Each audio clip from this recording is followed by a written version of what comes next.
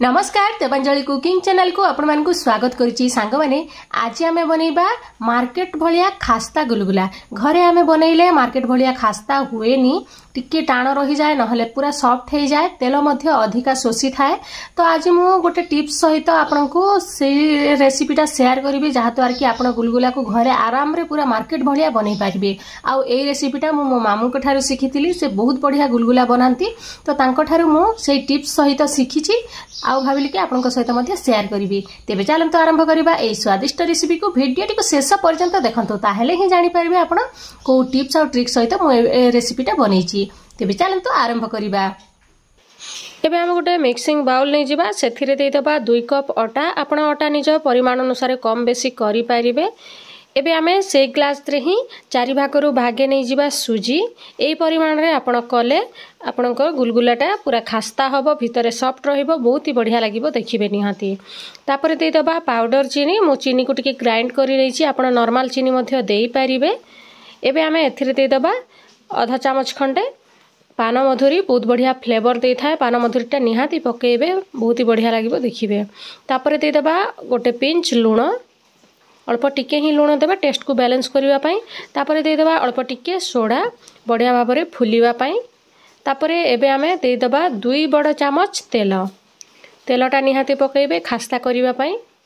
एबे आमे धीरे धीरे करिकी मिक्स करिवा। प्रथमे ए सब को भलो भाबरे मिक्स करिवा हाथ रे बेसी दळिबेनी ए भलिया मिक्स खाली करिवा जेमिति कि हाथ रे देखंतु ए भलिया मुठा हे पारुथिबो से पर्यंत आमे याकू मिक्स करिवा।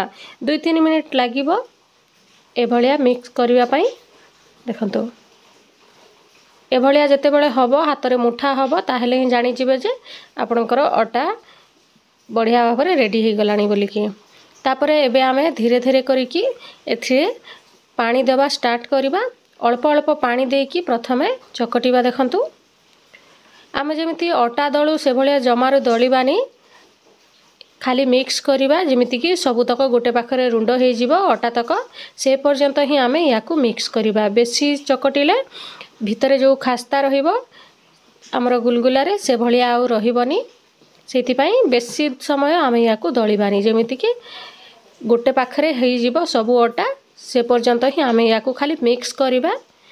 आमे रुटी जेमिति सॉफ्ट करिवा पई आटा को बेसी समय चकटी थाउ सेमिति जमारू करिबानी नहले गुलगुलाटा आउ खास्ता रहिबनी सॉफ्ट हे जिवो। देखंतु बढ़िया भाबरे हमर चकटा सरी जाईची ए भलिया टिके मो एमति दळी दोछि। तापरे एबे आमे याकू 15 मिनिट पर्यंत रेस्ट नबा पई दबा काहेकि ना हमर जो सुजीटा पकेइथिले सेटा भी फुलिबा आवश्यक अछि।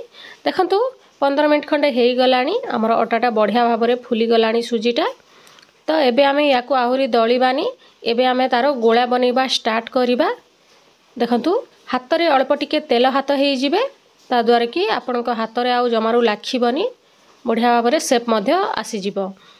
एबे देखंतु आमे जेमिति आटा गोळा को रुटी पई जो आटा गोळा कर थाउ ताकू जेमिति पूरा चिकन कर थाउ सेमिति जमारू करिबानी खाली गोटे आणी कि एमिति जस्ट नॉर्मल हाथ रे जेमिति बाइंड हे पारुथिबो से भलिया ही करिबा। देखंतु ए भलिया जस्ट सेमिति गोल एका हबो पूरा चिकन हबनी रुटी भलिया।